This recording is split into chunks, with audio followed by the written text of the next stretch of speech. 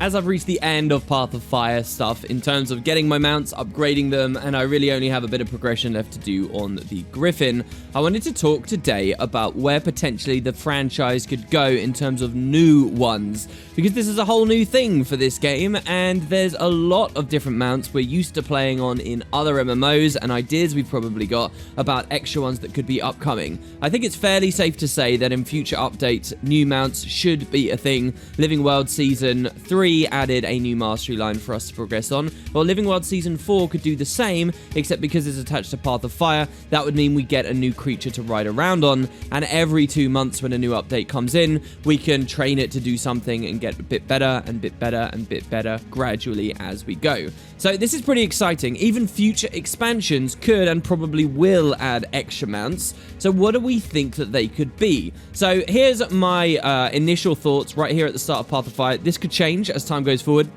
I want to be clear, I'm not really talking about mount skins here. When we talk about mount skins, there's a massive number of different things that the devs could play around with. So a skin would just be changing the way an existing mount looks. And I don't mean a retexture necessarily. I mean the whole thing can change, but it still has the same masteries, it still has the same combat ability, it still has the same handling, it still has the same movement ability. So examples of mount skins would be like, in 2012, if you bought the highest edition of Guild Wars 2, you unlocked a special elite skill, the Mistfire Wolf. Well, a Mistfire Wolf that we can ride around on as a Jackal skin is a really good idea.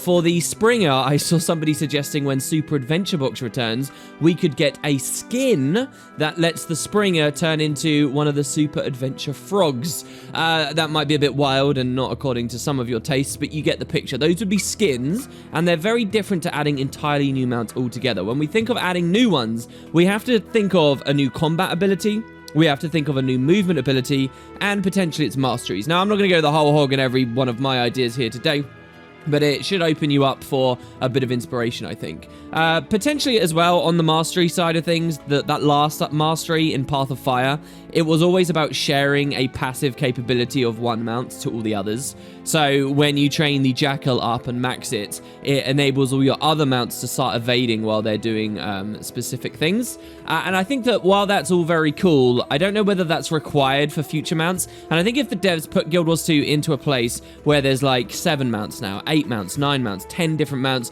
suddenly doing that sharing thing doesn't work. And I think they're pretty boring and uninspired and flavorless anyway. So I would rather new mounts didn't do this and all of the rungs of the masteries were interesting, and hell, even had more rungs, but we will see. The other thing to note is that for Path of Fire, when it came to designs of mounts, they did a mix of pre-existing creatures that were in the franchise, like raptors and griffins, and they did entirely new creatures too, like the Skimmer was not something we'd seen in Guild Wars 1, not something we'd seen anywhere in Guild Wars 2, and they just kind of threw it in out of nowhere. And then we've also got new creatures that are nonetheless based on some semblance of the real world, right? So that aforementioned Skimmer is, you know, it's like a manta ray, right? The Jackal is Jackal, and so and based on a lot of like canine features, so that can be true when we speculate about what could be coming up in the future as well. So whenever I say, oh, they're gonna add a shark mount, it doesn't have to be a shark. It can be a Tyrian mythical creature that is nonetheless based on a shark. You get the drift. So let's first talk about Living World Season 4. Now, there was a leak, and I'm going to talk about the leak. I don't think that it's the most important leak in the world. I don't think that all the hype of the upcoming season is going to be destroyed just because people talk about this, and I've seen a lot of people talking about it anyway. But there is an idea that perhaps in Season 4 we will be seeing some kind of camel mount. Now, expressly from the leak, we hear that they at one point were working on a mount that was described as lumbering, and it would be very slow, and eventually it would start moving very fast. But also the main thing about this mount was that it was actually a multiplayer mount. So the idea is that you could have not just one person on it who's in control perhaps of the movement, but a second person, a third, all the way up to a whole party. I love this kind of gameplay.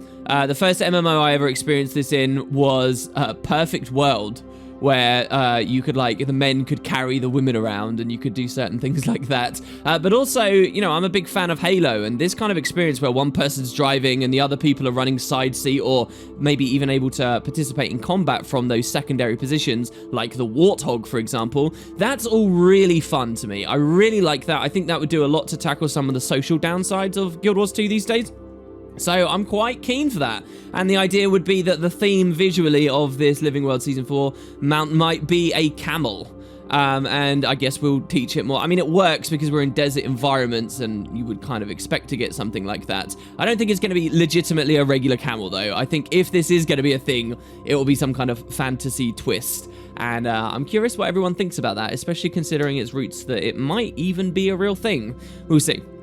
Before I really was thinking about that leak or any of that being relevant, my speculation, something I'd quite like for Living World Season 4, is a type of rhino creature. Again, very fitting for the savannah kind of areas that we'll be going to. And this would be, again, a very big mount, a twist on a real-world rhino.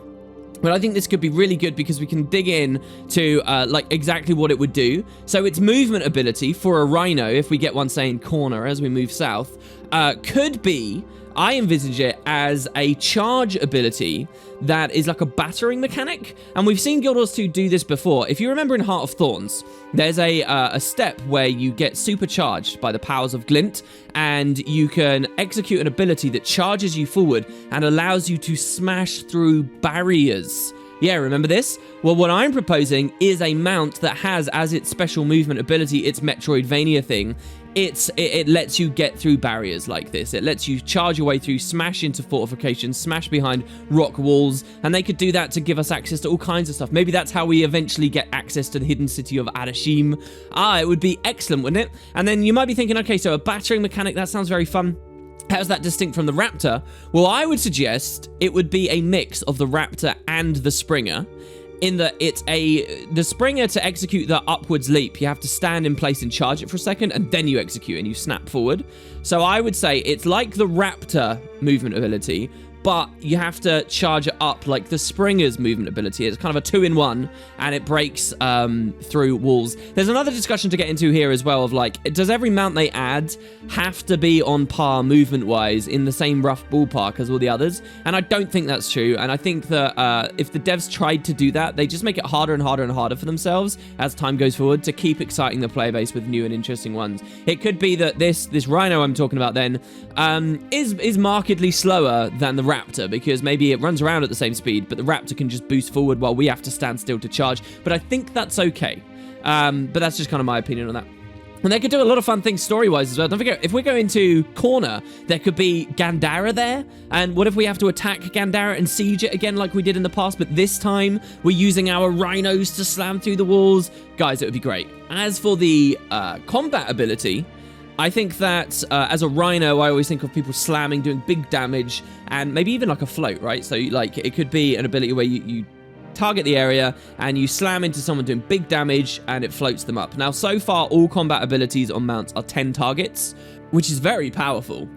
Maybe if this one's too strong because it does a lot of damage and a very hard CC at the same time, they could rein that in. And the idea is you're picking at an individual target instead of an entire group, which is what all of the current mounts are designed to do. And so you get a bit more of a decision when you're about to go into a fight, which mount you want to open the fight on. So that could be quite nice.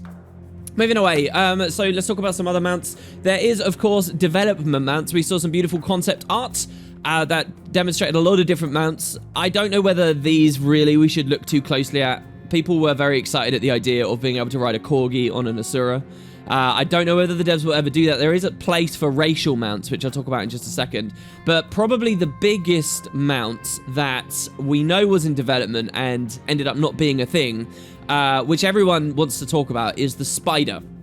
So I don't know whether here in 2017, where game developers are incredibly open about development processes and cut features, I don't know whether they're actually required to deliver the spider at any point. It was something cut before the game came out. It was never marketed as being a feature of Path of Fire. They don't owe it to us. But some of us like the idea of the mounts. Some of us question the reason that the developers never put the spider mount into the game. And that was because they said it was to do with arachnophobia. And they were worried about people getting a bit too freaked out when they saw this massive spider walk into view. Now, that's kind of a questionable argument, not for the regular reason you see online, which is this stupid douchebaggy, oh, people just need to harden up. It's kind of a questionable argument because there's already a lot of big spiders in Guild Wars 2. But my main questioning of it is actually, I think, as more mounts come into Guild Wars 2, the chance that someone's choosing to ride around on the spider as opposed to others gets lower and lower and lower. And so for this reason, the later into the game's development we go, the more likely the spider is to be an okay thing to add. You know, that's why they can get away with the giant spider tonics from Halloween, because it's really just a Halloween item and you're not going to see it most of the rest of the year.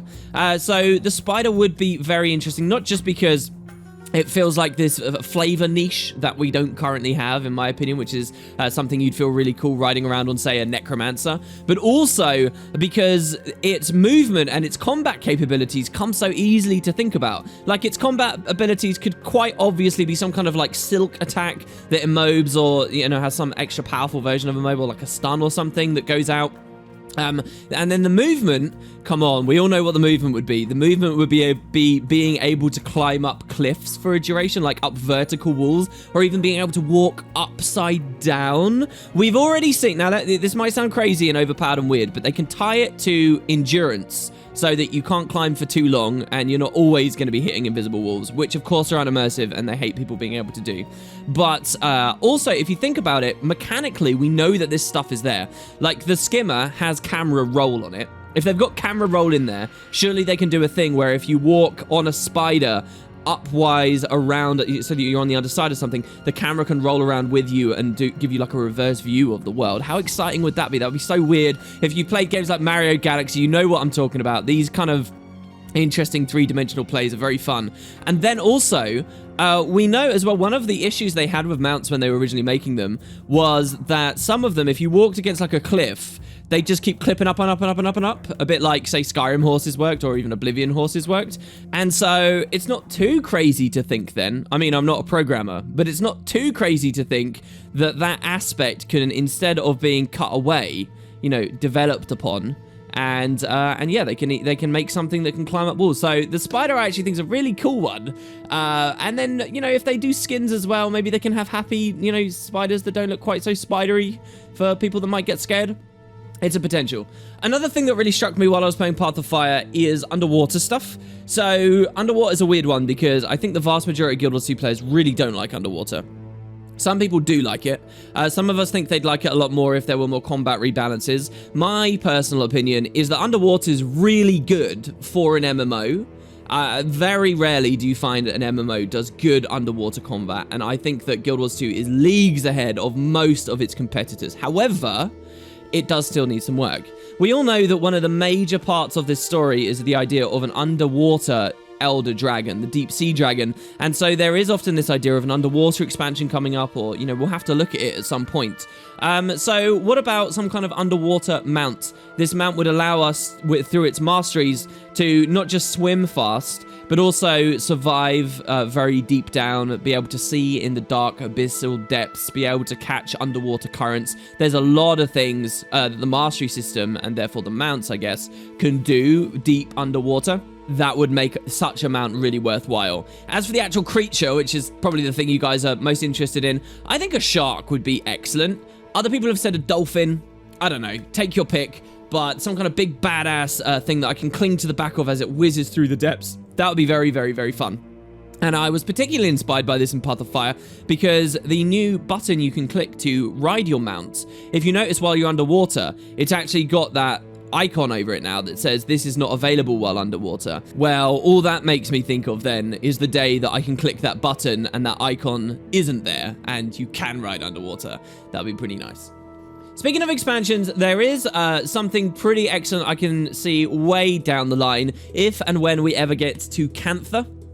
So there's a lot of different ideas for mounts here, and I won't go into all of them, but I think the main one on most of our minds is a siege turtle. So people who never played all that time ago, there were these enormous, gargantuan turtles that the people of the Jade Sea had learned to live with and tame, and some of them were so big they built like the houses on them, right? And they had all this like wooden rigging and stuff all over. Some of these turtles were enormous. One of the more standard ones we saw though were called siege turtles, where the Luxons had strapped massive cannons to them. They were slow moving, and then they'd use these cannons to attack their enemies, such as the Kurziks. The Kurziks too had a sort of an equivalent to the siege turtle. They had their juggernauts. I don't think juggernauts can really work as mounts, because in the lore and the way that this worked, really, it was people became juggernauts and they couldn't go back, and for that to be a mount would be a bit odd. I mean, we could ride around on a juggernaut, I just don't see why they would have to do that.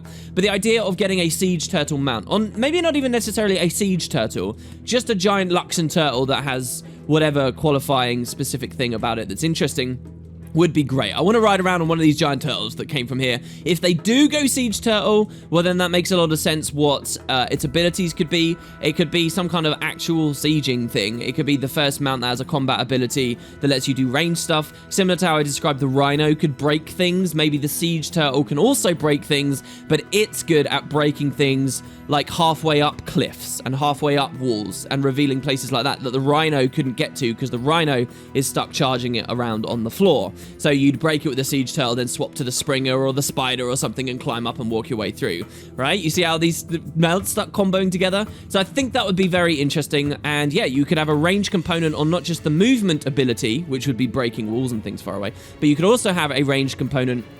I should describe them as environment abilities, really, right? And you could also have a range component on the damage part as well. You could this could be the first mount that hits enemies from range, knocks them down from range, does damage from range, whatever.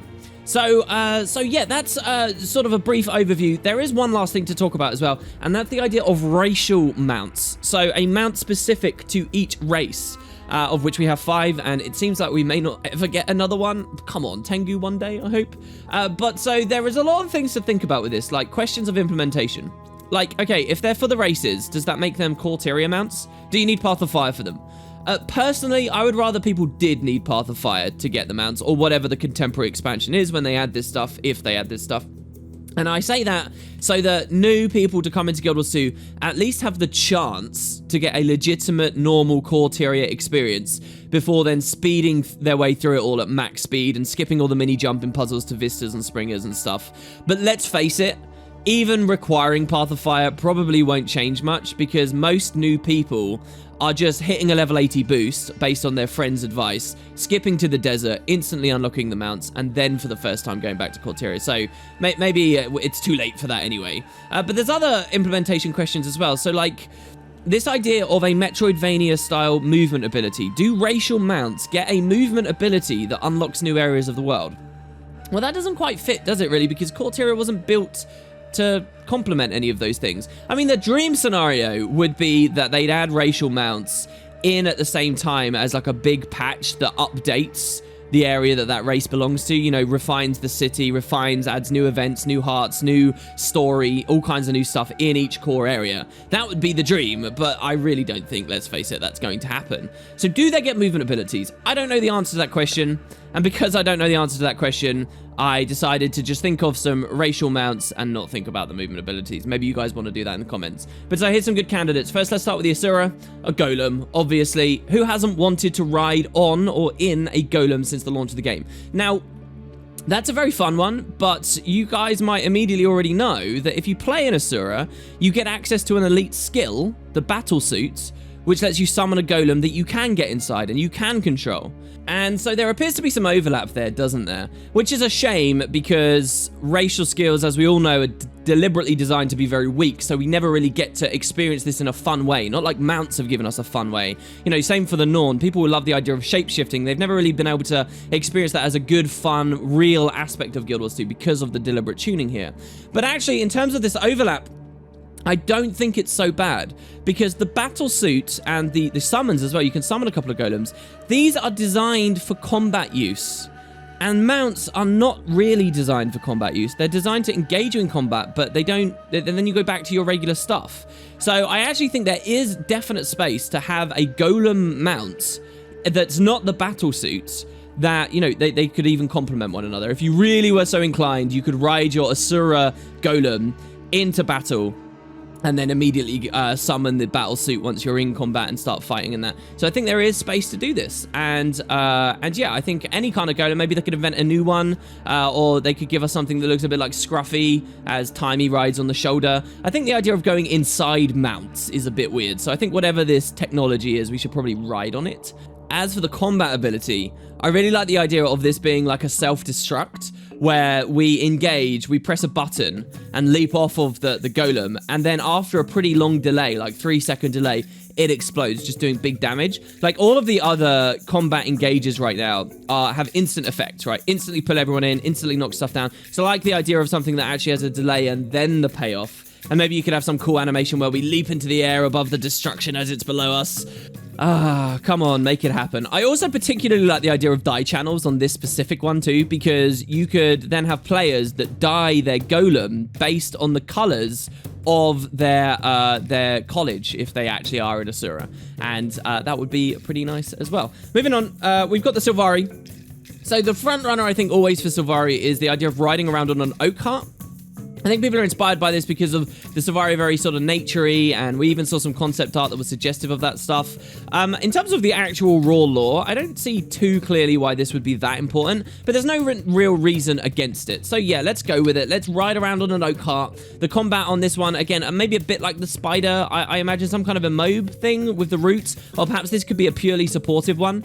We've seen some supportive combat abilities already. Maybe this one triggers that like shake effect that oak hearts do, and it cleanses everyone, and the more conditions you cleanse, the more you heal, because we don't really have a cleansing support thing just yet. Some people might also think when it comes to Sylvari, oh no, I want to ride on a thorn wolf, which I think would be a lot more fitting lore-wise, but again, a thorn wolf is more of a jackal skin to me. I don't know. So yeah, oak heart. Moving on, the Norn. To me, it's got to be one and only. It's got to be the Doliak, right? We've got to be able to ride the Doliak. And going back to that idea of the camel or whatever, like the idea of a multiplayer mount, maybe this could be a good candidate for that as well. Maybe multiple people could ride around on Doliaks. I also like the idea that a Doliak would be very, very tanky. Like it would have a lot of vitality. We all know that many of the mounts feel quite squishy at the moment. Maybe the Doliak isn't too fast, but it's like really tanky, so you don't have to worry about getting knocked off it anywhere near as much as you would on the other mounts. And maybe that's what's quite special about him, which is also a way of giving him a space without having to, you know, design maps around a special environment ability. A combat ability, I did think maybe it could be like a blowout, but I don't know whether I like that much, because that kind of has anti-synergy with all of the other mount engages.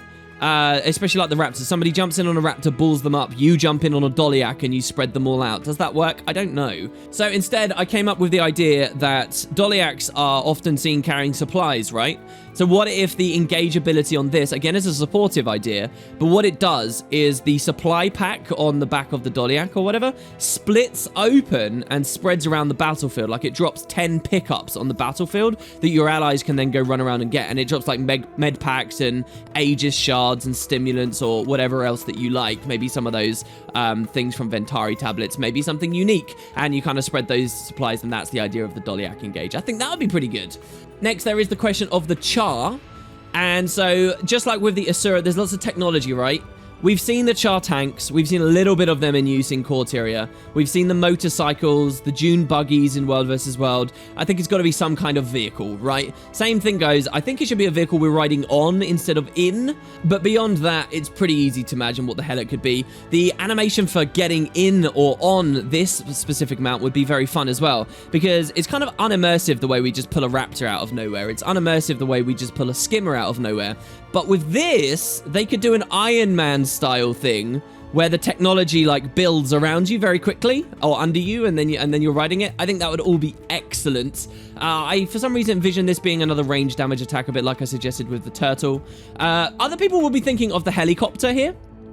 And maybe there's space for that because, you know, they did crazy stuff with the Griffin, like truly outlandish stuff with the Griffin. So maybe a helicopter would work. It is an idea, but I don't know how specifically to make it very distinct from the Griffin, from gliding, and from the skimmer. And in a really weird way, I actually imagine a helicopter being an excellent skimmer skin. No, seriously. Like, hold space to raise higher, you're always hovering at a certain height. I don't know whether they'll ever do it, but it almost feels so mechanically close to the skimmer that I don't know what I'd do to make that distinct. And so yeah, the chart I think is a really easy one. Last but not least, at the end of the video, we do have humans to talk about. Now, what I would suggest for the humans is like a watch knight.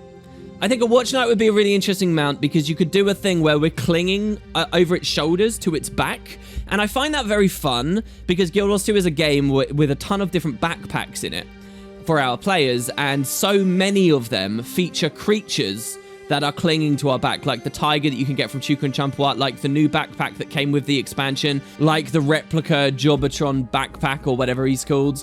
So we've seen that a lot, so I like the idea of my player becoming that and clinging to the back of a watch knight, and it would get all these fancy watch knight things. Now, I say watch knight. I know what most of you guys are thinking, and especially new people to Guild Wars are thinking.